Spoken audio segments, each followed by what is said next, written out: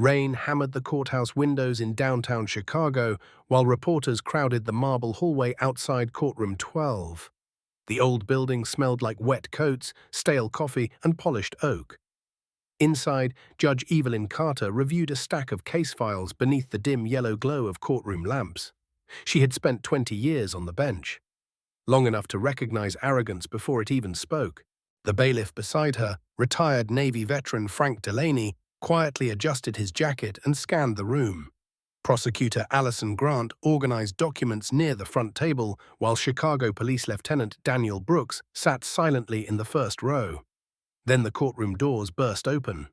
Jason Whitmore entered with the careless swagger of a man who believed consequences belonged to other people. 22 years old, tall, handsome, expensive suit. His blonde hair looked carefully disordered in the way wealthy young men paid stylists to create. Two private security contractors followed several steps behind him. The gallery immediately stirred. Everyone in Chicago knew the Whitmore name. His father, Charles Whitmore, served as deputy ambassador to the United Nations and moved through Washington circles with effortless influence. Politicians attended his parties, CEOs waited for his calls, television anchors laughed too hard at his jokes. Jason dropped into his chair without acknowledging anyone. Judge Carter glanced down at the report in front of her. 3 nights earlier, Jason had driven his Aston Martin nearly 100 miles per hour through a residential neighborhood near Lincoln Park. When Lieutenant Brooks attempted a traffic stop, Jason accelerated, clipped a parked vehicle, then shoved Brooks during the arrest. Brooks still carried bruising along his jawline. "Mr. Whitmore," Judge Carter began calmly, "you are charged with reckless driving, evading police, assaulting an officer, and disturbing public safety." Jason smirked. "That's adorable," he muttered. Several people exchanged uncomfortable glances. Judge Carter continued reading. "You also refused sobriety testing and repeatedly threatened responding officers during arrest processing." Jason leaned back further. "Do you even know who my father is?" The room became still. Judge Carter looked directly at him. "Yes," she answered. Jason laughed loudly. "No, I don't think you do." He pointed toward Brooks. "That washed-up cop touched my car like he owned it. You know what that car costs, more than his house." Lieutenant Brooks said nothing. Jason's attorney, Martin Keller, lowered his voice urgently. "Jason, stop talking." But Jason enjoyed the attention too much. "You people wear uniforms and robes," he continued, "then pretend you matter. You work for the government. My family practically owns half the people running this city." Judge Carter remained perfectly composed. Outside, thunder rolled across the Chicago skyline. Jason slowly lifted his polished shoes and placed both feet on the defense table. Gasps moved through the gallery. Bailiff Delaney stepped forward immediately. "Feet down," Delaney warned. Jason ignored him. "What happens now?" Jason asked mockingly. "You going to lecture me about justice and responsibility?" Judge Carter folded her hands. "Mr. Whitmore, remove your feet from the table." Jason tilted his head. "Or what?" The question lingered heavily in the courtroom. Judge Carter opened another folder. "Lieutenant Brooks has served this city for 28 years, she said evenly. "He has responded to shootings, overdoses, domestic violence calls, and fatal accidents. 3 nights ago, he stopped your vehicle because families were sleeping 50 feet from where you were racing." Jason shrugged carelessly. He should have shown respect. "Respect?" Judge Carter repeated softly. Jason nodded. "In the real world, money matters." Rain streaked against the courthouse windows while silence swallowed the room. Judge Carter studied him carefully. She had seen men like Jason before, young men raised inside privilege so complete they confused wealth with character. Men taught every obstacle could be bought, pressured, or humiliated into submission.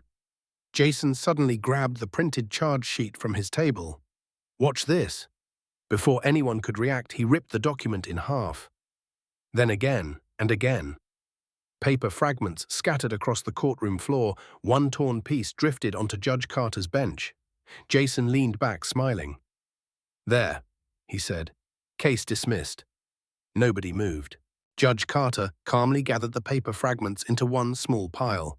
She placed a white handkerchief over them and lifted her eyes toward Jason. Mr. Whitmore, she said quietly, you've mistaken privilege for power your entire life. Jason's smile weakened slightly. And today, Judge Evelyn Carter continued, you may have made the worst mistake of your life. Jason Whitmore kept smiling after Judge Carter spoke, but the confidence behind it had started cracking around the edges. Outside, the storm intensified over Chicago. Rainwater streamed down the courthouse windows while distant thunder vibrated through the old building's foundation. Judge Carter noticed something small, Jason's shoes, Italian leather, dark brown, immaculate condition. The soles were untouched, almost unused. She thought about the difference between men who walked through life and men carried through it. Lieutenant Brooks' boots near the front row showed years of winter salt, cracked pavement, and midnight patrols. Jason wiggled one foot slightly. What? He asked. You want me to apologize? Prosecutor Allison Grant stood carefully. Your Honor, the Commonwealth requests the record reflect the defendant's continued contemptuous behavior. Jason pointed dismissively toward her. Nobody asked you. Bailiff Delaney moved another step closer. Frank Delaney had spent 14 years in the Navy before becoming a courtroom officer. He recognized dangerous personalities quickly. The loud ones rarely worried him. The truly reckless people were calm while crossing lines because consequences had never touched them before. Judge Carter raised one hand slightly. Delaney stopped immediately. Mr. Whitmore, she said calmly, this courtroom belongs to the law, not to your family, not to your money, and certainly not to your ego. Jason laughed. You really believe that? Yes. Jason shook his head slowly. That's cute. He stood and adjusted his suit jacket. My father negotiates billion-dollar agreements with foreign governments. Senators call our house during holidays. You think some county courtroom scares me? He reached into his inside pocket. Then he pulled out a dark blue diplomatic identification card. The room changed instantly. Jason held the card between two fingers like a winning poker hand. Diplomatic immunity, he announced. Vienna Convention. Look it up. Martin Keller immediately relaxed beside him. There we are, Keller muttered under his breath. Jason walked closer toward the bench. My father is Deputy Ambassador Charles Whitmore, he continued smugly. I'm a registered diplomatic dependent, which means none of this matters. He slid the identification card across the bench toward Judge Carter. You can't charge me, you can't arrest me, and you definitely can't lock me up with regular people. Lieutenant Brooks stared at him silently. Jason noticed. You hear that, Lieutenant? He said mockingly. Guess your little hero story ends badly. Judge Carter picked up the card carefully. The seal looked authentic. The documentation appeared legitimate. Most diplomatic families never attracted attention. They avoided headlines, courtrooms, and public embarrassment because they understood immunity worked best when invisible. Jason clearly viewed it differently. Keller stood confidently. Your Honor, while my client's behavior has certainly been regrettable, diplomatic protections prevent this court from exercising criminal jurisdiction. Regrettable, Judge Carter repeated softly. She placed the card beside the torn papers. Spilling coffee is regrettable, Mr. Keller. Assaulting officers and disrupting court proceedings are choices. Jason checked his watch dramatically. Can we wrap this up? My father hates waiting. Judge Carter studied him. How old are you, Mr. Whitmore? Jason frowned. What? How old are you? 22. And are you currently enrolled as a full-time student? Jason blinked. The question clearly surprised him. No, he answered slowly. I left Yale last year. Why? Martin Keller suddenly looked alarmed. Judge Carter's expression changed almost invisibly.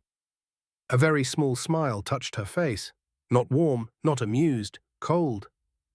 Because, she said quietly, diplomatic immunity for dependents over 21 only applies when they remain full-time students. Jason's smile disappeared. Keller turned sharply toward him.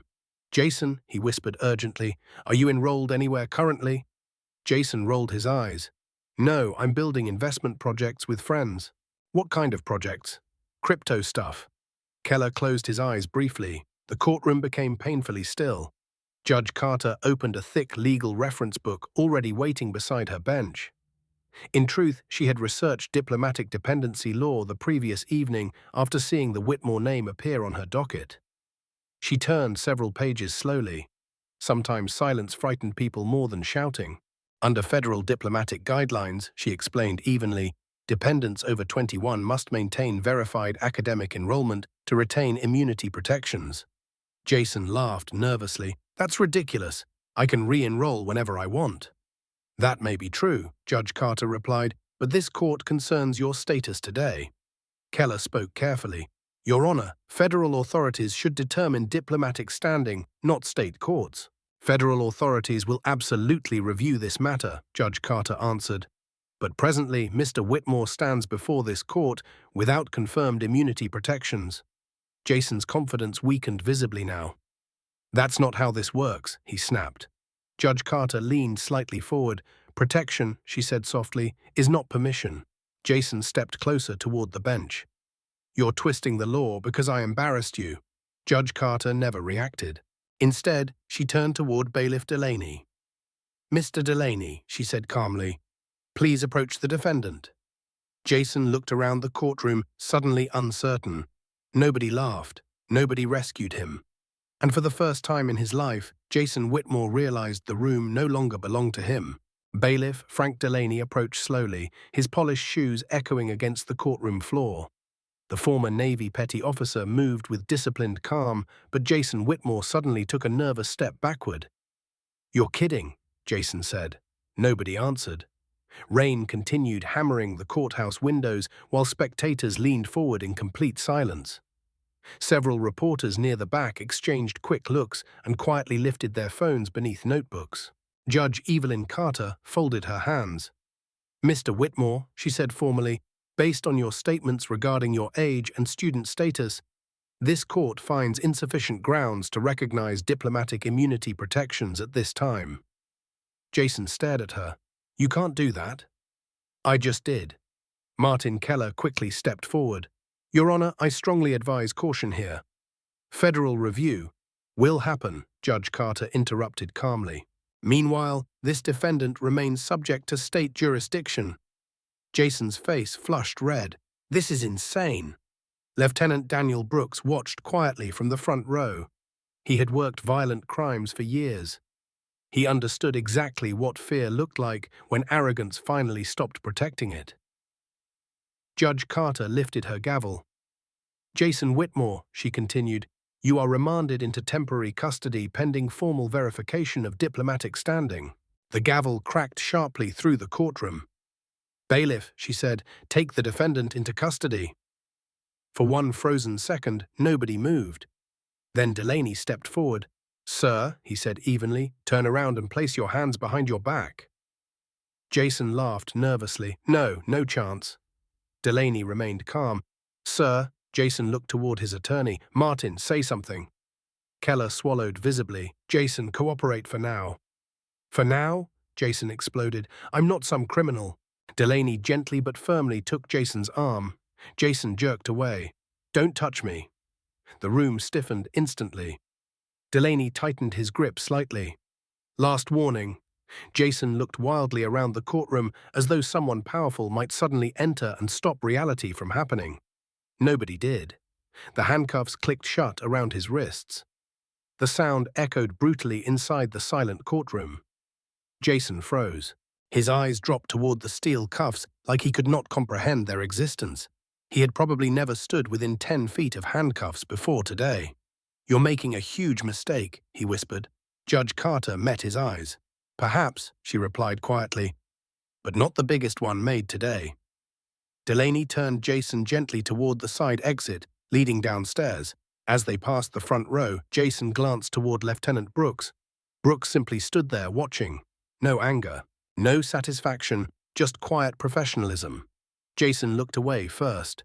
The holding cell door downstairs slammed shut seconds later with a heavy metallic thud that carried faintly back into the courtroom. The sound settled into the room like smoke. Nobody spoke. Then suddenly the main courtroom doors burst open. Every head turned.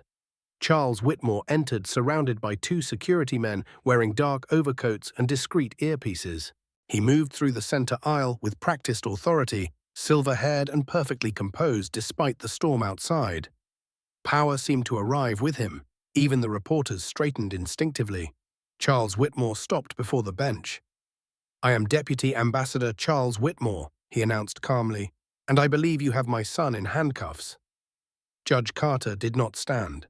"Your son," she answered evenly, "is currently being held on charges including assaulting a police officer and contempt of court." Whitmore's expression barely changed. "My son possesses diplomatic immunity. That matter remains under review." Whitmore stepped closer. "No," he corrected coldly. "That matter falls under federal authority, not local discretion." The security men remained silent near the entrance, while courtroom tension tightened visibly. Lieutenant Brooks shifted slightly in his seat. Whitmore placed a slim leather folder onto the prosecution table without asking permission. "You have committed a procedural error, Judge Carter," he said softly. "A serious one." Judge Carter remained perfectly still. "This courtroom," she replied, "does not correct mistakes through intimidation." A faint smile crossed Whitmore's face. Not warmth, a warning. "I'm not intimidating you," he said. "I'm educating you." Outside, lightning flashed across the skyline. Whitmore continued calmly. "My son is protected under international diplomatic agreements recognized by the United States government. You cannot detain him, you cannot prosecute him, and you certainly cannot place him inside a county holding cell." The phrase "county holding cell" landed like an insult. Judge Carter tilted her head slightly. "You seem deeply concerned about where your son spends the afternoon." "I'm concerned," Whitmore answered sharply, "about a state judge creating an international incident." The courtroom remained deathly quiet. Judge Carter glanced briefly toward the torn charge papers still resting beneath her folded white handkerchief. Then she looked back at him. "What happened 3 nights ago," she said softly, "was also serious. Families lived on that street. Your son endangered every one of them." Whitmore's jaw tightened. "My son informed me the officer behaved aggressively." Lieutenant Brooks slowly stood. "With respect, sir." "Lieutenant," Judge Carter interrupted gently, "please remain seated." Brooks obeyed immediately. Whitmore leaned closer toward the bench. "This situation can disappear quietly," he said. "Release my son. We handle matters privately through diplomatic channels. Everyone protects their career." Judge Carter heard the threat beneath the polished language. She also noticed something else. Charles Whitmore had asked repeatedly about custody, about procedure, about authority, but not once had he asked whether his son hurt anyone. And that realization unsettled her more than the threats did. The storm over Chicago intensified while Charles Whitmore stood before the bench like a man accustomed to owning every room he entered. Lightning flashed beyond the courthouse windows, briefly illuminating the dark wood walls and rows of silent spectators. Judge Evelyn Carter watched him carefully. She had spent decades around powerful people, politicians, wealthy executives, men who confused influence with wisdom. Most revealed themselves eventually through small details. Whitmore revealed himself through certainty. "This can still end quietly," he repeated. "You release my son, return his personal property, and we move forward like professionals." Judge Carter folded her hands. "You keep mentioning careers," she observed. "You haven't mentioned your son's behavior once." Whitmore's expression hardened slightly. "My son made mistakes." "Mistakes? He's young." Judge Carter nodded slowly. "Young men make mistakes," she agreed. "Most learn from consequences." Whitmore stepped closer. "You're treating this emotionally." Several people in the gallery shifted uncomfortably. Judge Carter remained calm. "No," she said quietly. "I'm treating it legally." Whitmore studied her for a long moment. "I know exactly how this city works," he said. "I know governors, federal judges, donors, editors, committee chairs, people much higher than county courtrooms." "I'm sure you do." "You worked very hard to sit in that chair," Whitmore continued smoothly. "It would be unfortunate if one impulsive decision damaged everything you built." Lieutenant Brooks clenched his jaw slightly in the front row. Judge Carter noticed. So did Whitmore. The ambassador lowered his voice. "Your father worked construction in Southside Chicago, didn't he?" The courtroom stiffened instantly.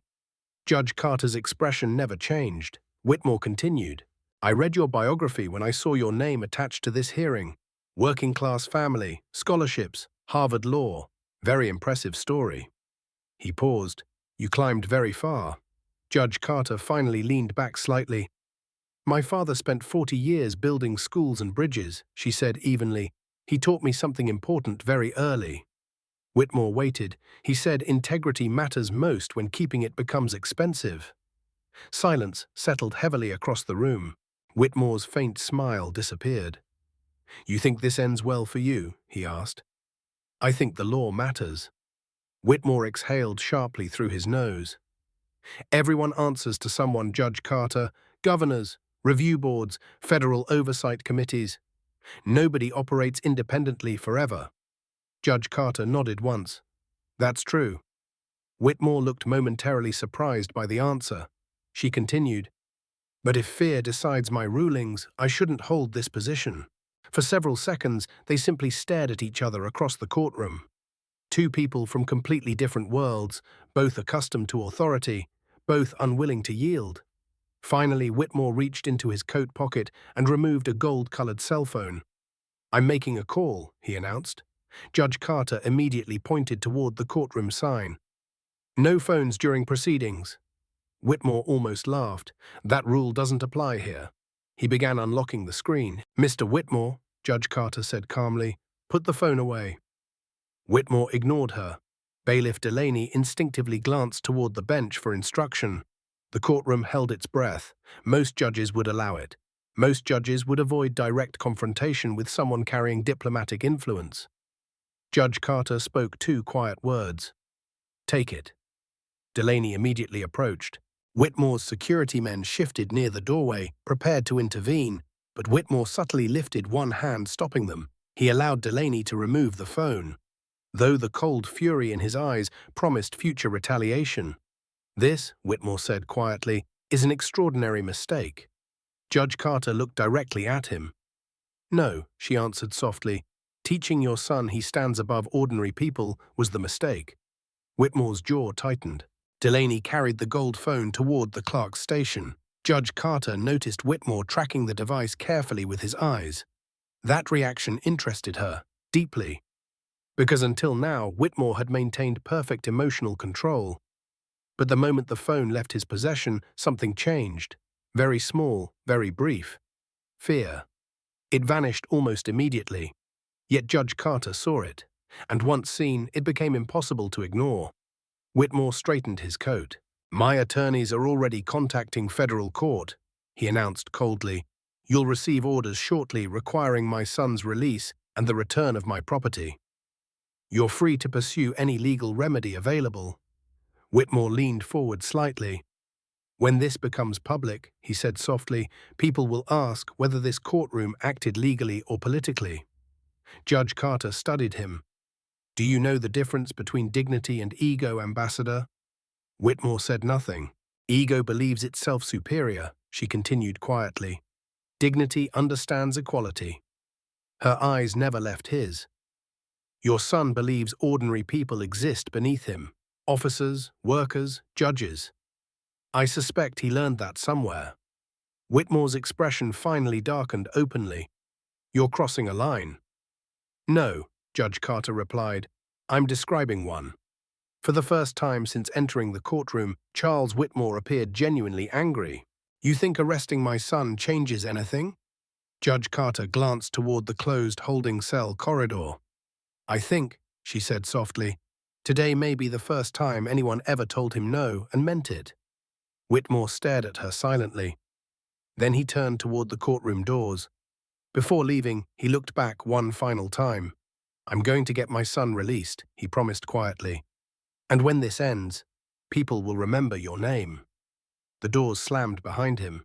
The courtroom remained silent several long seconds afterward. Then Lieutenant Brooks slowly stood.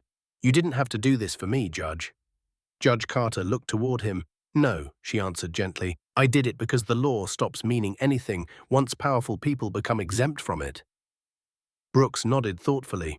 But as Judge Carter gathered the torn charge papers beneath her white handkerchief, a troubling instinct settled deep in her chest. Charles Whitmore feared losing that phone more than losing control of the courtroom, and she suddenly realized the hearing had become something far more dangerous than a reckless driving case. Judge Evelyn Carter remained seated after Charles Whitmore left the courtroom. Rain still battered the courthouse windows while distant thunder rolled across downtown Chicago. The tension lingering inside courtroom 12C felt heavier now, darker somehow. "Court will recess for 15 minutes, she announced. The gavel struck sharply. People immediately began whispering. Reporters hurried toward the hallway. Prosecutor Allison Grant gathered her files with tense movements while Lieutenant Daniel Brooks slowly approached the bench. "You okay, Your Honor?" Brooks asked quietly. Judge Carter gave a small nod.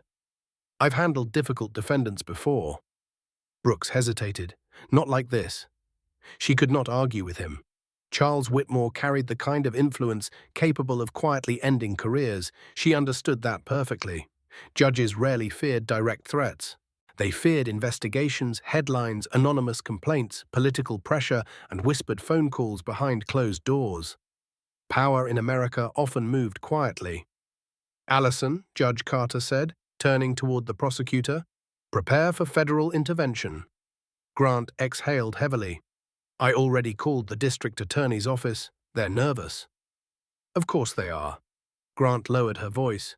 "Whitmore has connections everywhere. Governors, senators, corporate boards." Judge Carter gathered the torn papers beneath the white handkerchief. "And yet his son still endangered civilians." Grant studied her. "You know they'll come after you personally now." Judge Carter gave a tired smile. "They started doing that years ago." She stepped through the side hallway into her private chambers. The room felt small and quiet compared to the courtroom chaos outside. Law books lined dark shelves beside framed family photographs. One picture showed her father standing beside a half-finished bridge during winter construction decades earlier. She stared at it briefly. Her father always smelled like sawdust and cold air after work. He had taught her never to bend for bullies, even expensive ones. Judge Carter loosened her robe collar and sat behind her desk. A cold, untouched coffee waited beside several legal folders. Then her cell phone rang. Unknown number. She almost ignored it. Instead, she answered. "This is Judge Carter." A calm male voice responded immediately. "Judge Carter, my name is Ethan Cole. I'm a special agent with the FBI." Her posture straightened instantly. "I realize this is unusual," the voice continued, "but I need you to listen carefully." Judge Carter glanced toward the closed chamber door. "I'm listening." "We've been investigating Charles Whitmore for nearly 2 years, Agent Cole said. Illegal weapons transfers, international money laundering, unregistered foreign influence operations. Judge Carter felt coldness spread slowly through her chest. "You're telling me a deputy ambassador is involved in organized crime?" "I'm telling you we believe he used diplomatic channels to move money and military equipment through private networks." Judge Carter looked instinctively toward the gold cell phone now sitting on her desk where Delaney had placed it. The device suddenly seemed heavier, more dangerous. Agent Cole continued. "That phone may contain encrypted financial records and communications linking Whitmore to multiple federal crimes." Judge Carter stared at the phone. "Why haven't you seized it before now?" "Diplomatic immunity complicated warrant approval," Cole answered. "Until today." Outside the chamber window, lightning flashed across the city skyline. Judge Carter lowered her voice. "Whitmore is already filing emergency federal motions. We expected that. How long until federal agents arrive?" A brief pause. 10 minutes, maybe 15 if traffic worsens." Judge Carter glanced toward the hallway. "And if a federal judge orders me to return the phone first?" "Then evidence disappears," Cole replied, "and our case collapses." Silence settled heavily between them. Finally, Agent Cole spoke again. "Judge Carter, can you hold the line long enough for us to reach you?" The phrase lingered in her mind. Hold the line.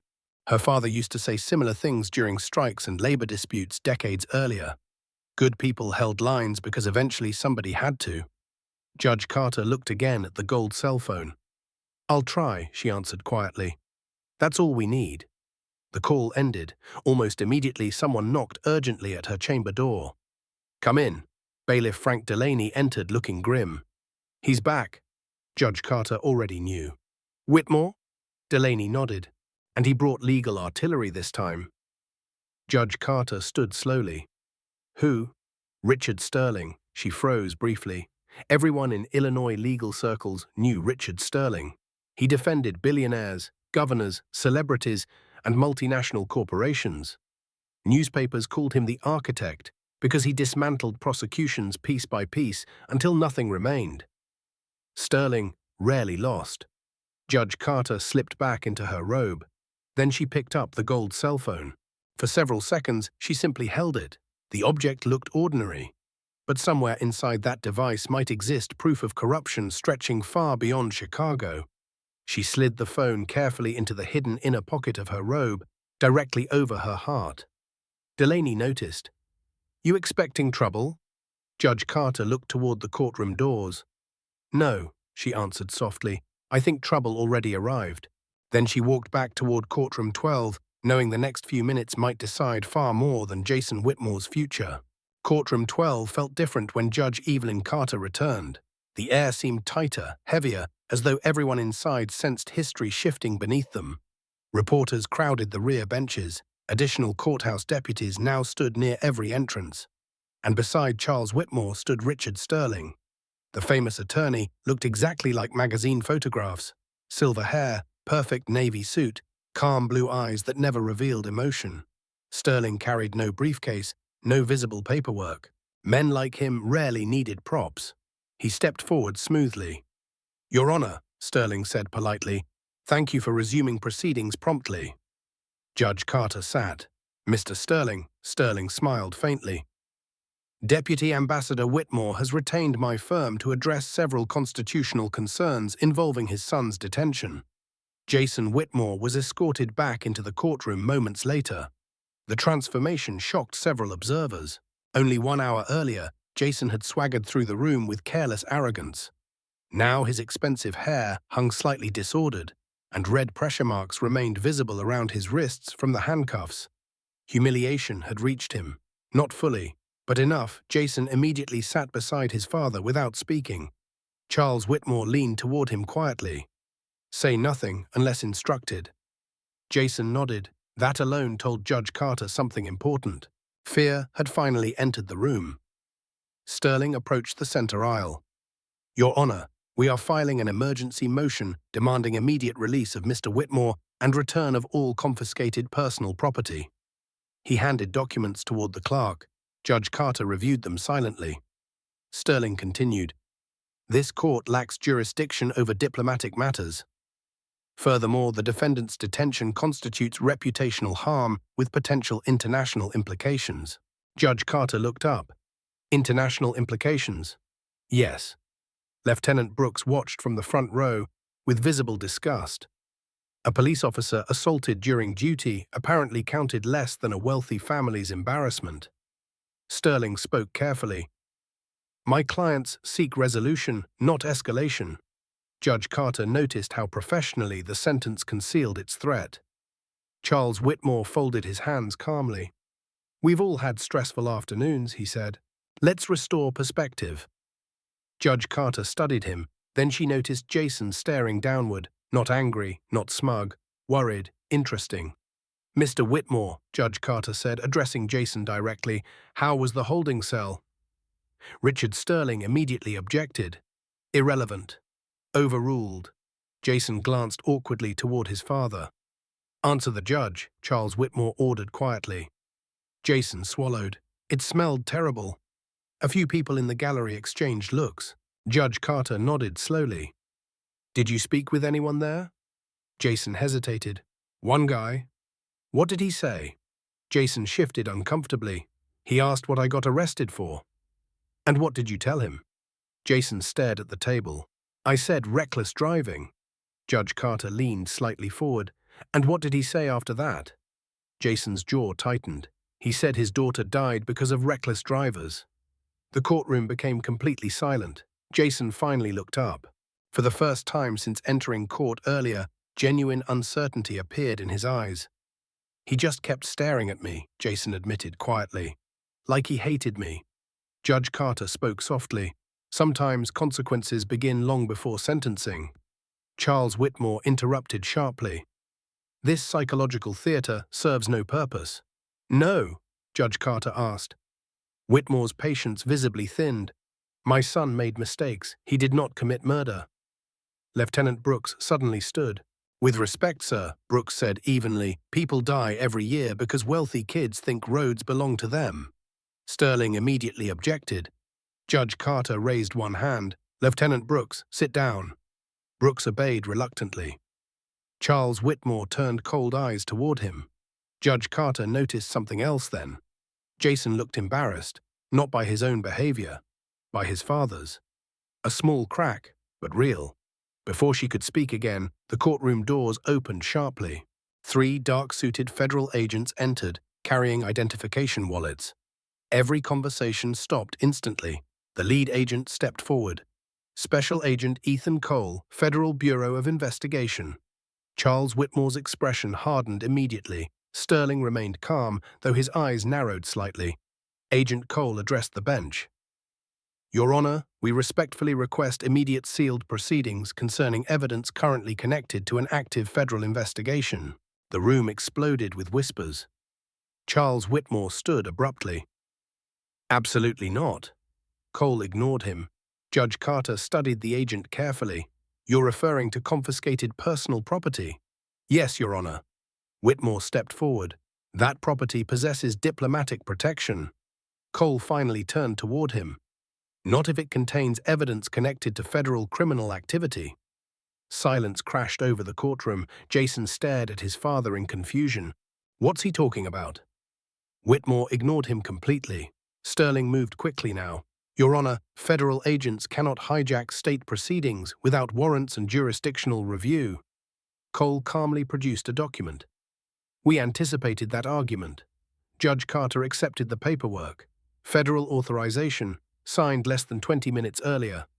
Richard Sterling's expression changed for the first time, barely. But enough, Charles Whitmore saw it too. And suddenly the powerful diplomat no longer looked irritated. He looked cornered. Jason stared between the men. Dad, he whispered nervously, what's happening? Whitmore still said nothing. Then Judge Carter noticed something chilling. One of Whitmore's security men near the courtroom entrance quietly touched his earpiece and slipped a hand beneath his overcoat. Frank Delaney noticed it too, and his face instantly went pale.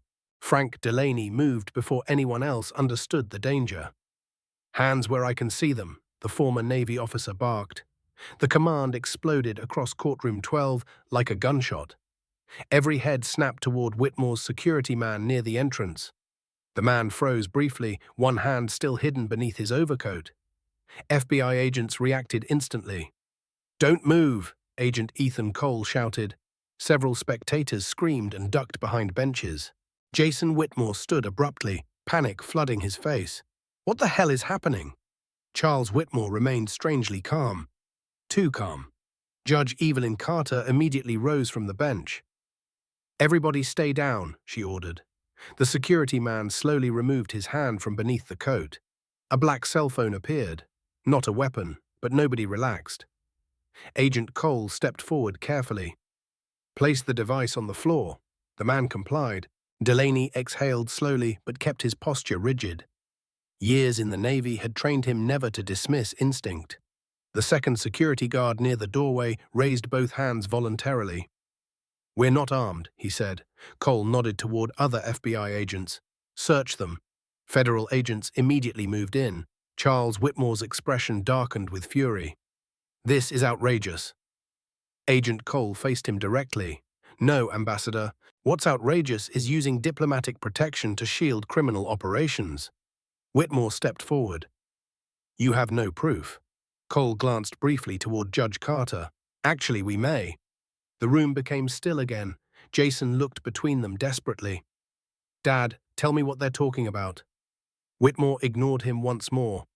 That silence hurt Jason more than shouting would have. Judge Carter noticed it immediately. Children raised inside powerful families often learned painful truths late, usually publicly. Richard Sterling adjusted his cufflinks carefully. Your Honor, he said evenly, This spectacle serves no lawful purpose. Unless the federal government presents formal criminal charges, these accusations remain unsupported theater. Agent Cole reached inside his jacket. Then he removed several photographs. He placed them onto the evidence table. Even from the bench, Judge Carter could see military shipping containers beside cargo docks. Nighttime images, blurry but unmistakable. Cole spoke clearly. These photographs were taken 18 months ago at a private shipping terminal outside New Orleans. Whitmore remained silent. Cole continued, "We believe diplomatic cargo channels were used to move restricted weapons components overseas." Murmurs spread across the courtroom. Jason stared at the photographs. "That's insane." No one answered him. Agent Cole laid down another image.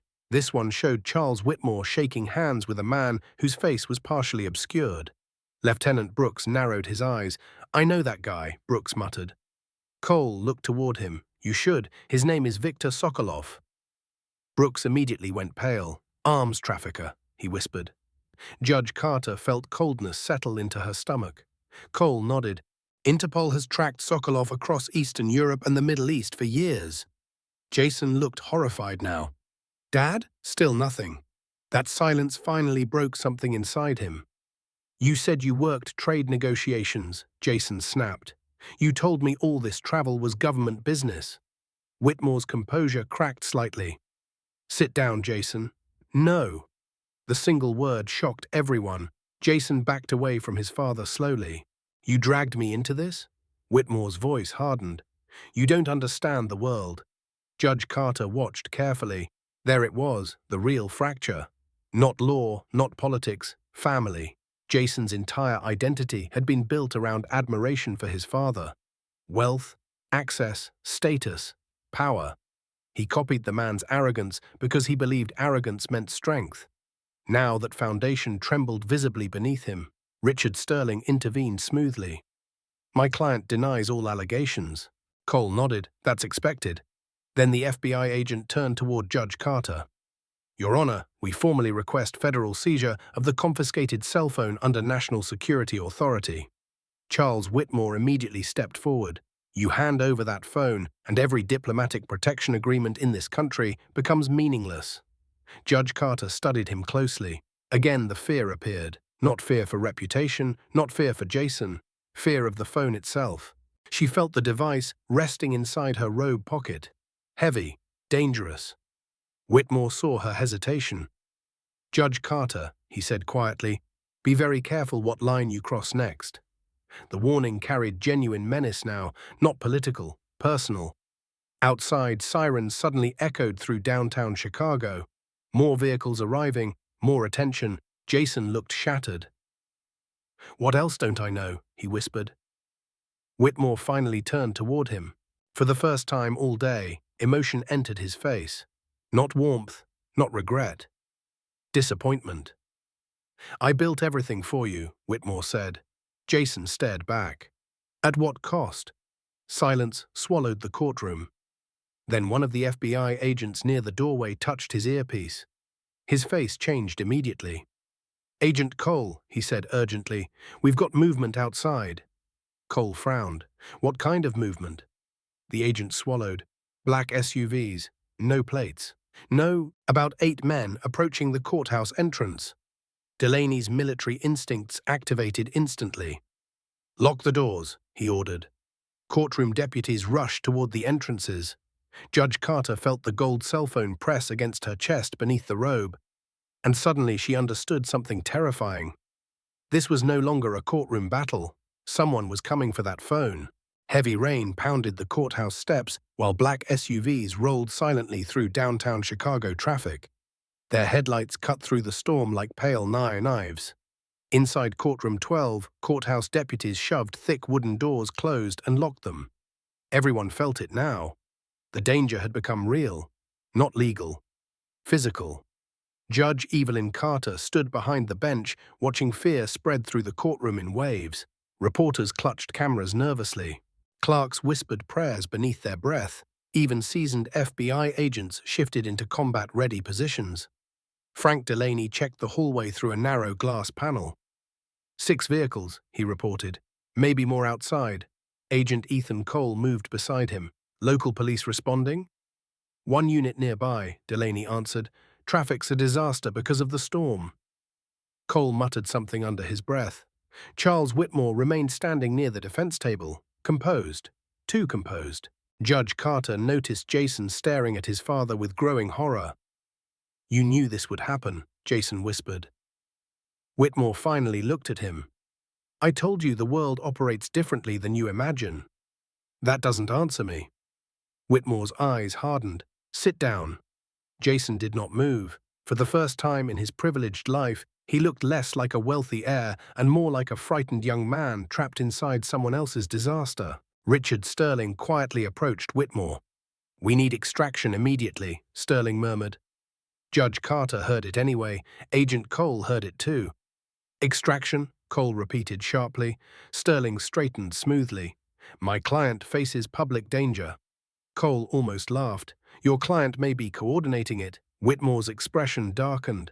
Before anyone could respond, loud pounding erupted from the main hallway outside. Boom, boom, boom. The entire courtroom froze. Someone struck the outer courthouse doors with tremendous force. A frightened clerk gasped. Delaney moved immediately. Everyone stay low. Another violent crash echoed through the corridor. Judge Carter stepped away from the bench instinctively. Then she felt the cell phone again beneath her robe. The object suddenly seemed like a lit explosive. Agent Cole approached quietly. Judge, we need that device secured immediately. Judge Carter studied him carefully. Can your people protect this courtroom? Cole hesitated. Honesty finally won. For now. Not reassuring. Another crash shook the hallway, this time accompanied by shouting. Then came a muffled scream. Jason flinched visibly. What is this? He demanded. Who are these people?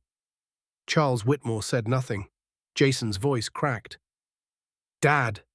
Whitmore turned slowly toward him. You should have stayed at Yale.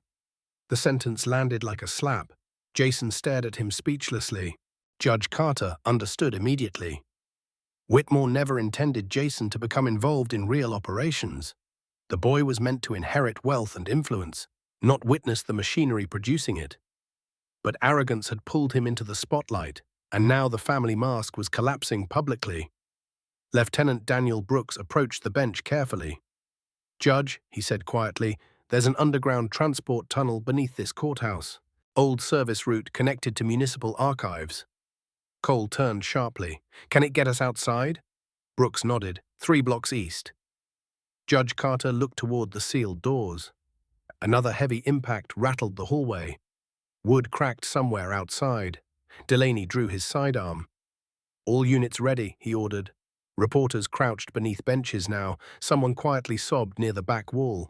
Judge Carter made her decision. Agent Cole, she said calmly, you take the phone. Whitmore instantly stepped forward. No. Every eye turned toward him. The diplomat's composure finally shattered.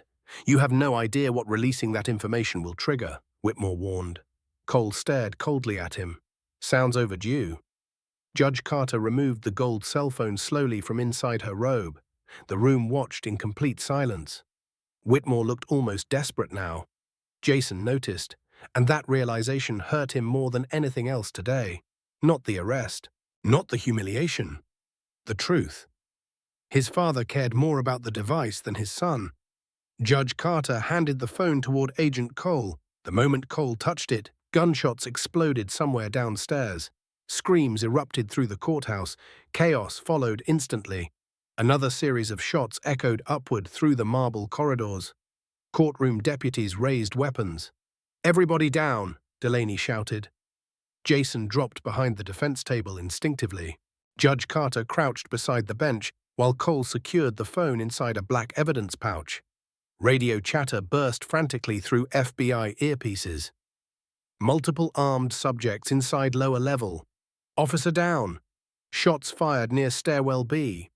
The courthouse had become a battlefield. Whitmore closed his eyes briefly. Not fear, resignation. Judge Carter noticed immediately. You knew this might happen, she realized. Whitmore looked at her quietly. There are people who cannot afford exposure. Another burst of gunfire echoed closer now.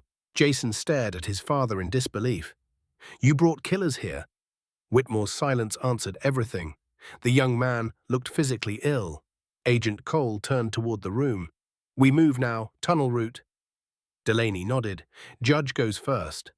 Judge Carter rose carefully from behind the bench. Then another terrifying sound echoed from outside the courtroom doors. Metal grinding. Someone was cutting through the locks, and they were almost inside.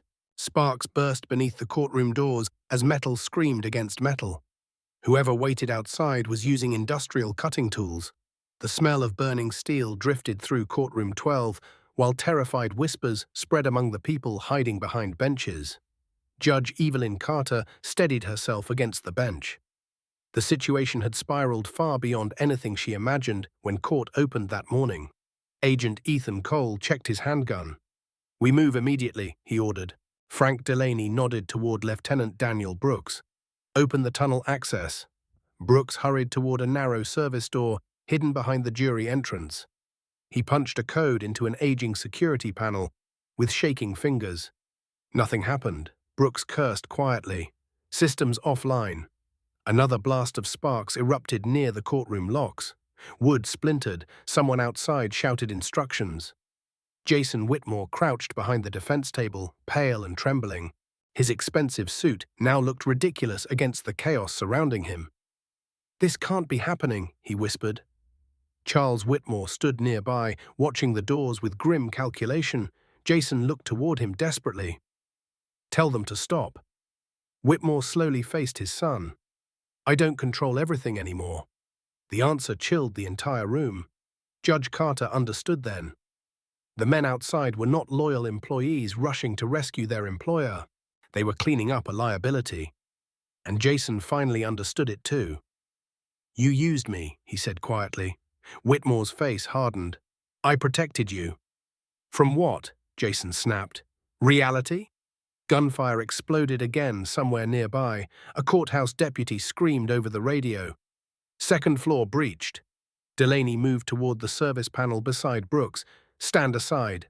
The former Navy officer slammed the butt of his handgun against the emergency glass covering an old mechanical release lever. Glass shattered across the floor. Delaney yanked the lever downward. A heavy metallic click echoed behind the wall. Then the hidden service door slowly opened. Cold, stale air drifted upward from darkness below. Brooks exhaled sharply. "Tunnels open." Cole pointed immediately. "Judge Carter, move." Before she could step forward, the courtroom doors suddenly buckled inward. A hinge snapped free. Someone outside shouted, "Almost through." People screamed and ducked lower. Cole turned toward two FBI agents. "Hold that entrance as long as possible." The agents positioned themselves behind overturned benches with weapons raised. Judge Carter moved toward the tunnel opening. Then she stopped. Jason Whitmore remained frozen behind the defense table. "Jason," she called. He looked up slowly. "They're coming for everyone connected to that phone," she warned. "Including you." Jason stared toward his father. Whitmore said nothing. That silence decided everything. Jason stood shakily. "I'm coming." Charles Whitmore grabbed his arm. "No." Jason jerked free instantly. "No," he repeated bitterly. "You spent my whole life teaching me power mattered more than decency. Look where it got us." Whitmore's eyes flashed with anger. "You know nothing about sacrifice." Jason laughed once. Broken. "Sacrifice?" he said. "You sold weapons and hid behind diplomacy." The accusation hung brutally in the room. Whitmore stepped closer. "I built a future for this family." "You built a lie." Another violent crash split the courtroom doors nearly down the middle. The attackers were seconds away now. Cole grabbed Judge Carter's arm. "We're out of time." Suddenly a loud voice echoed from outside. "Federal agents inside, surrender the device and nobody else gets hurt." The room froze. They knew about the phone. Exactly. Agent Cole exchanged a grim look with Judge Carter. There had to be a leak somewhere. Whitmore slowly lowered his head. "You should hand it over," he said quietly. Cole stared at him. "You'd sacrifice everyone here."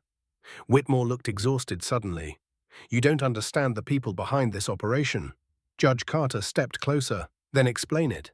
Whitmore hesitated. For the first time all day, genuine conflict appeared inside him. Rain thundered against the courthouse windows while sparks showered beneath the collapsing doors. Finally, Whitmore spoke. 10 years ago, he said quietly, I negotiated military contracts overseas during economic sanctions. Private groups approached me offering unofficial channels. At first, it was information exchanges, then transportation, then money. Jason stared in horror. You worked with criminals. Whitmore closed his eyes briefly. I convinced myself it served national interests. Cole shook his head. You served yourself. Whitmore did not argue. The silence confirmed everything. Then the courtroom doors exploded inward. Masked men in dark tactical gear stormed through smoke and splintered wood. Gunfire erupted instantly. FBI agents returned fire. People screamed. Glass shattered. Judge Carter felt Cole shove her toward the tunnel entrance. Go! Delaney fired twice toward the attackers, while Brooks dragged terrified court staff downward into the tunnel. Jason stood frozen as bullets tore through the courtroom walls around him. Then one masked gunman suddenly pointed directly at Charles Whitmore. Not at the FBI, not at the judge. At Whitmore. The diplomat's eyes widened in sudden realization. He had not been targeted for rescue. He had been marked for elimination. Gunfire thundered through courtroom 12, while smoke drifted beneath shattered ceiling lights. Marble chips exploded from courthouse pillars as bullets tore through the room. Screams echoed against the old wooden walls. Judge Evelyn Carter stumbled toward the tunnel entrance, while Agent Ethan Cole fired controlled bursts toward the masked attackers. Move, Cole shouted. Frank Delaney crouched behind an overturned bench, returning fire with calm military precision. Years earlier, he survived combat patrols in the Persian Gulf. Those instincts returned instantly now. One attacker dropped near the courtroom doors. Another advanced aggressively through smoke. Lieutenant Daniel Brooks pushed frightened clerks and reporters down the narrow tunnel staircase. Keep moving. Jason Whitmore still stood frozen beside the defense table. Then he saw the gunman aiming directly at his father. Everything changed. Dad! Jason screamed. Charles Whitmore dove sideways just as gunfire erupted. Bullets shattered the wood behind him. The diplomat crashed hard against the floor near the prosecution table. His carefully controlled world had collapsed completely now. No authority, no protection, only survival. Jason instinctively rushed toward him. Stay down, Cole yelled. Another attacker entered through the broken doorway carrying a compact rifle. FBI agents exchanged fire immediately. The courtroom became deafening. Judge Carter turned briefly and saw something unforgettable. Charles Whitmore, crawling desperately across the floor while his son shielded him with overturned furniture. The arrogant young man from earlier had vanished. Fear stripped away performance. What remained looked painfully human. One FBI agent suddenly collapsed near the entrance, clutching his shoulder. Cole dragged him behind cover. We're losing the room, Delaney warned. More footsteps echoed from the hallway outside. Additional attackers, too many. Judge Carter looked toward the tunnel. Most civilians had already disappeared below, but Jason and Charles Whitmore remained trapped near the center aisle. Jason, she shouted. Jason looked toward her. Tunnel, now! He grabbed his father's arm. Charles Whitmore resisted. No. Jason stared at him. They're trying to kill you. Whitmore's face looked older suddenly. Broken. Tunnels won't save us, he said quietly. Another burst of gunfire exploded nearby. Jason dragged him anyway. The attackers advanced closer through smoke and debris. One masked man shouted toward Whitmore, You should have destroyed the evidence. Whitmore froze. The voice clearly meant something to him. Judge Carter saw recognition flash across his face. Not strangers, former partners. Cole fired again. The masked gunman ducked behind a courthouse column. Go, Cole yelled toward the judge. Judge Carter finally descended several steps into the tunnel entrance. Cold, damp air surrounded her immediately. The underground passage smelled like rust, mildew, and old concrete. Emergency lights flickered weakly along narrow walls. Brooks waited halfway down the stairs. We can't hold forever, he warned. Then a loud cry echoed above. Jason. Judge Carter turned. Charles Whitmore had collapsed near the stair entrance. Blood spread across his grey suit jacket. Jason dropped beside him instantly. No, no, no. Whitmore pressed one trembling hand against the wound. The courtroom noise faded strangely around them for a moment. Judge Carter climbed 2 steps upward instinctively. Cole grabbed her arm. "Judge, we leave now." She looked toward Jason. The young man stared down at his father with devastation written across his face. Whitmore coughed painfully, then he grabbed Jason's wrist. "Listen carefully," he whispered. Jason leaned closer. "There's a storage unit in Milwaukee," Whitmore rasped. "Locker 417, documents, accounts, names." Blood stained his lips. Jason looked horrified.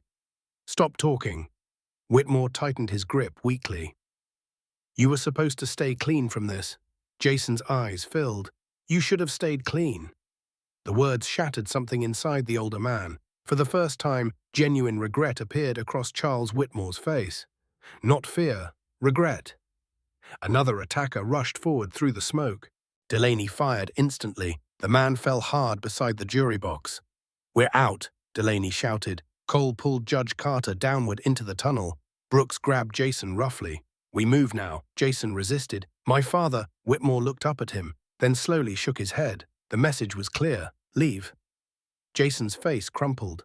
Brooks dragged him toward the stairs while Cole and Delaney continued covering fire above.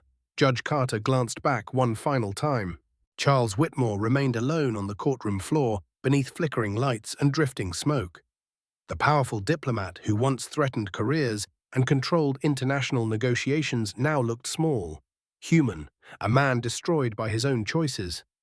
Then one masked attacker stepped through the smoke toward him. Whitmore looked directly at the figure. No fear remained now, only exhaustion. The tunnel door slammed shut moments later. The last thing Judge Carter heard before heavy bolts locked into place was a single gunshot echoing through courtroom 12. Darkness swallowed the underground tunnel while Judge Evelyn Carter and the others moved through stale air beneath downtown Chicago. Water dripped steadily from old pipes overhead. Emergency lights flickered weakly along cracked concrete walls. Behind them, muffled gunfire still echoed faintly through the courthouse structure. Jason Whitmore walked like a man in shock. Lieutenant Daniel Brooks stayed close beside him in case his legs failed completely. Frank Delaney sealed the heavy steel tunnel door behind the group. "That'll slow them," he muttered. Agent Ethan Cole checked the black evidence pouch containing the cell phone, still secure, still worth killing for. The tunnel stretched endlessly forward beneath the city. Judge Carter felt exhaustion pressing heavily against her chest now. Only hours earlier, she expected an ordinary hearing involving a reckless rich kid. Instead, she now walked through underground service corridors beside FBI agents while armed mercenaries hunted them. America often looked stable on television. Reality underneath could be uglier. Jason suddenly stopped walking. "My father's dead." Nobody answered immediately. The young man stared blankly at the wet concrete floor. "He's dead because of me." Brooks shook his head quietly. "No, he died because of his decisions." Jason laughed bitterly. "I spent years acting exactly like him." Judge Carter studied him carefully. Trauma sometimes revealed character, sometimes it created it. Cole checked his radio. Static crackled. "Signal's weak underground," he warned. "Extraction team should meet us near the municipal archive exit." Delaney moved ahead cautiously. The former sailor trusted instincts more than technology, and his instincts remained troubled. "Something feels wrong," he murmured. Brooks nodded. They knew about the phone too quickly. Judge Carter understood the implication immediately. A leak inside law enforcement, possibly federal. Cole heard it too. His expression darkened. "We suspected compromised channels months ago." Jason looked up slowly. "How big is this thing?" Cole answered honestly. "Bigger than your father." Silence followed. The tunnel narrowed ahead. Rust-covered pipes lined the ceiling, while old maintenance signs pointed toward abandoned municipal storage sections. Judge Carter noticed Jason shivering slightly. Not from cold, shock. She slowed beside him. "You can still make choices different from your father's." Jason stared ahead blankly. "You don't know what he taught me." "Then tell me." Jason swallowed hard. He said the world divides into predators and prey. Powerful people survive because they stop apologizing. Judge Carter listened quietly. He told me ordinary people resent success because they're weak. That rules only matter for people without influence. Brooks shook his head with visible disgust. Jason looked toward him, and the worst part, he whispered, I believed him. Judge Carter spoke softly. Children usually believe their parents. The sentence nearly broke him. Jason wiped his eyes angrily. I treated people terribly. Yes, Judge Carter answered. He looked surprised by her honesty. But terrible behavior learned young doesn't have to define an entire life. Before Jason could respond, Delaney suddenly raised one fist. Everybody stopped. The tunnel ahead looked empty. Yet Delaney's instincts screamed danger. Cole quietly drew his weapon. What is it? Delaney pointed downward. Fresh, muddy footprints, several sets, recent, moving toward them from the archive exit direction. Cole's face hardened instantly. We've been cut off, Brooks swore quietly. The group backed toward the wall instinctively. Then lights appeared ahead. Flashlights, approaching slowly through darkness. A voice echoed down the tunnel. Federal agents, lower your weapons. Cole did not move, neither did Delaney. The voice continued. We're with Homeland Security. Cole leaned closer toward Judge Carter. Stay behind us. The flashlights moved nearer. 5 men emerged wearing tactical jackets with federal markings. But something felt wrong immediately. No visible identification numbers, no standard formation. Delaney saw it too. The lead man smiled tightly. Long night, he said. Cole kept his weapon raised. Identification. The man slowly reached inside his jacket. Then Delaney noticed a tattoo near the wrist. Small black serpent. Military style, not federal. Delaney's eyes widened. Down, he shouted. Gunfire exploded instantly through the tunnel. Concrete burst apart around them. The fake agents opened fire with suppressed rifles while sparks flew from metal pipes overhead. Cole returned fire immediately. Brooks shoved Judge Carter and Jason behind a maintenance generator. Delaney fired twice. One attacker collapsed backward into darkness. The tunnel became chaos. Echoing gunshots, screams, smoke. Jason crouched beside Judge Carter, breathing hard. What do we do? Judge Carter looked toward the evidence pouch clutched in Cole's hands. Then she realized the horrifying truth. As long as that phone existed, none of them would stop being hunted. And somewhere above them, powerful people were probably already erasing evidence, preparing statements, and protecting themselves. The system had cracks deeper than she ever imagined. Then Agent Cole suddenly cried out. Judge Carter turned sharply. Cole had been hit. Blood spread rapidly across his side, while the evidence pouch slipped from his hands onto the wet tunnel floor. And one of the attackers immediately lunged toward it. The black evidence pouch slid across the wet tunnel floor while gunfire exploded through the darkness. Agent Ethan Cole collapsed against the concrete wall, clutching his bleeding side with one shaking hand. Protect the phone, he shouted. One masked attacker lunged toward the pouch instantly. Frank Delaney fired first.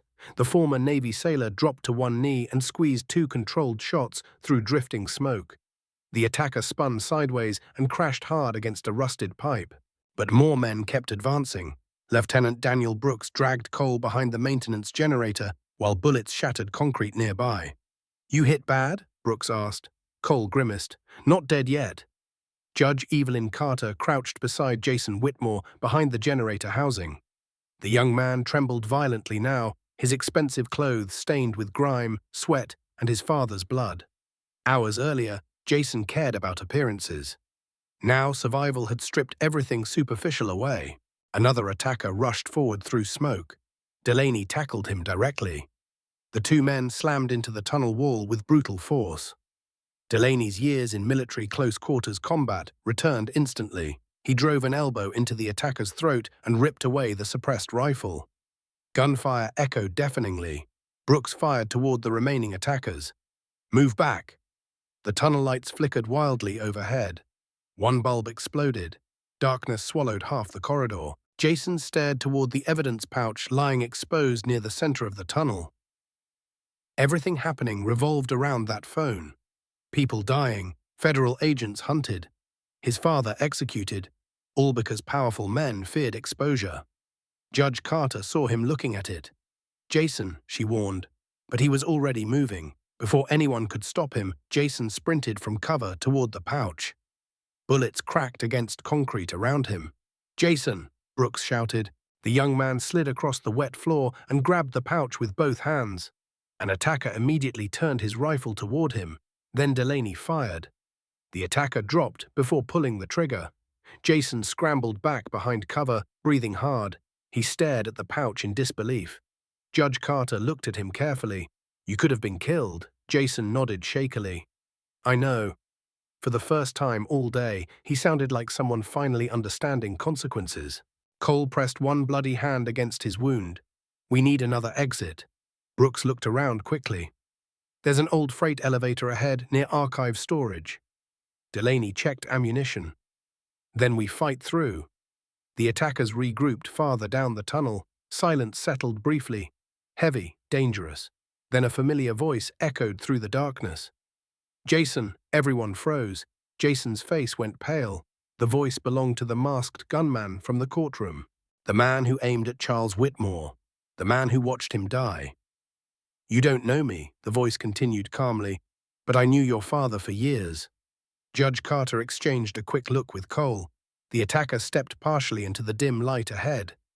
Tall, grey beard, cold eyes, no mask now. "I'm Victor Carolyn," he announced. "Your father stole from dangerous people." Jason gripped the evidence pouch tighter. "You murdered him." Carolyn shrugged slightly. "Your father understood the rules. Betrayal has consequences." Judge Carter studied the man carefully. Professional, disciplined. Former military, probably. Carolyn looked directly at Jason. "Give me the phone and you walk away alive." Brooks laughed harshly. "You expect us to believe that?" Carolyn ignored him. "Your father kept insurance files, names, accounts, politicians, corporate executives, intelligence assets." Cole's face tightened. Bigger than corruption. Potential national collapse. Jason slowly stood. "Why tell me this?"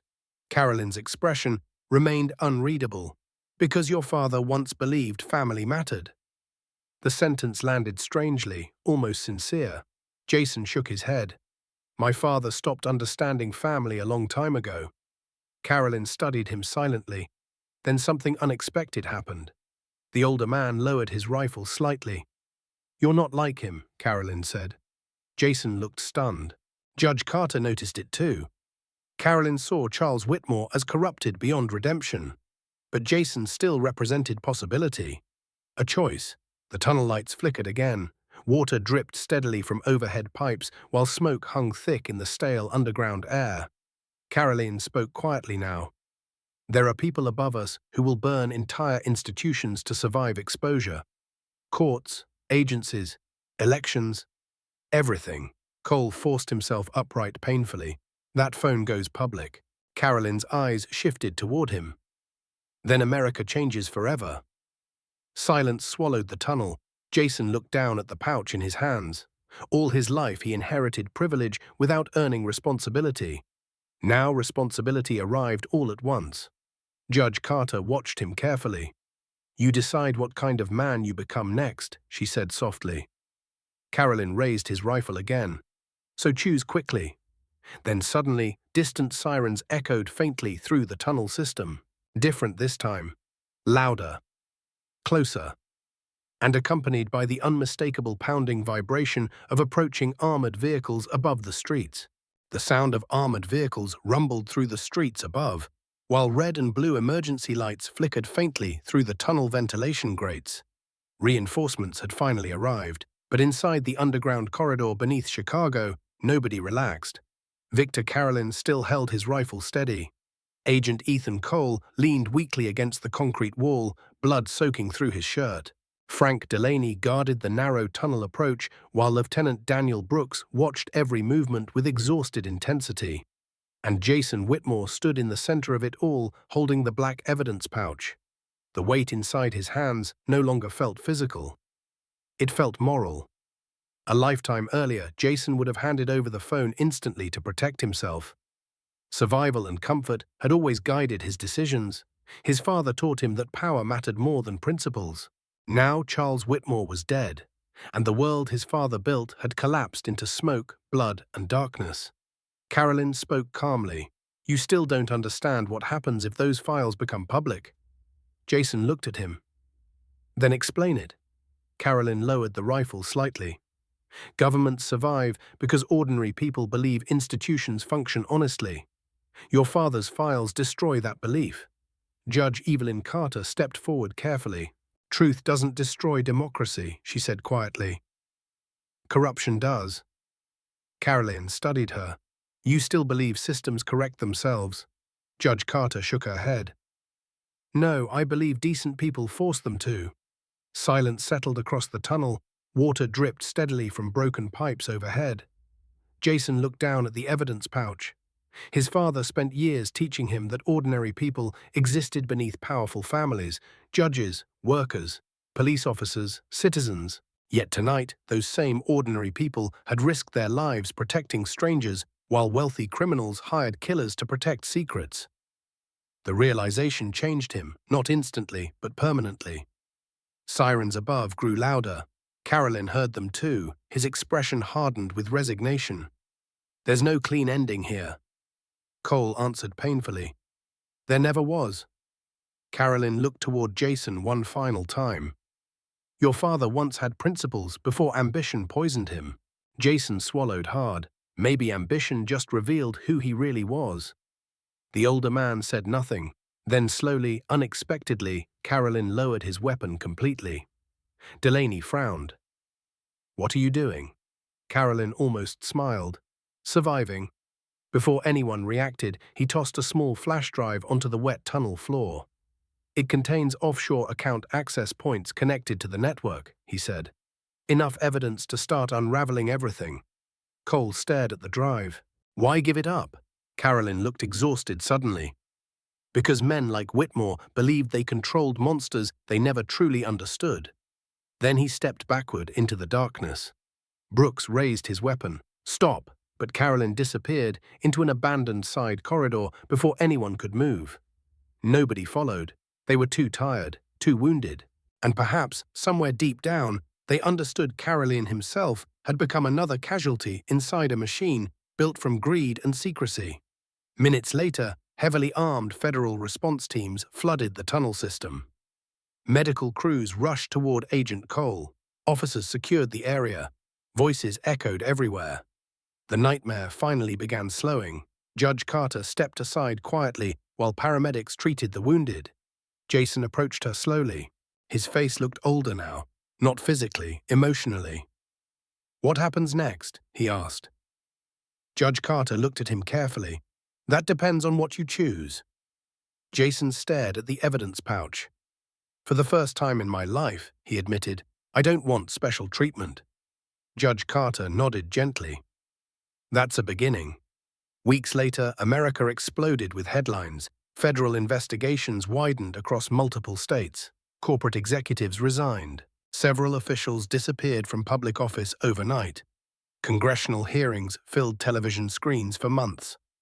Some people called the scandal proof America was broken. Others believed it proved accountability still mattered. Judge Evelyn Carter ignored the political noise. She returned quietly to courtroom 12. The damaged wood had been repaired, broken glass replaced. Fresh paint covered bullet scars along the walls, but she still remembered every sound from that day. The arrogance, the fear, the gunfire, and the moment a frightened young man finally saw truth clearly. Jason Whitmore eventually accepted responsibility for his actions related to the original arrest. No immunity deals, no political favors. The decision shocked many people who expected another wealthy escape. Lieutenant Brooks attended the hearing silently from the back row. So did Frank Delaney. When proceedings ended, Jason paused briefly before leaving. "Judge Carter," he said quietly. She looked up. "My father taught me how to avoid consequences," he admitted. "You taught me why they matter." Judge Carter watched him walk away afterward. Outside, winter snow drifted softly across downtown Chicago. The city kept moving. Workers hurried toward trains. Police officers directed traffic. Construction crews repaired streets beneath gray skies. Ordinary people, the kind powerful men often overlooked, the kind holding everything together. And Judge Evelyn Carter understood something important as she stood beside the courthouse window watching snow cover the streets. Democracy survives imperfectly, painfully, sometimes barely. But it survives because enough ordinary people eventually decide truth matters more than fear.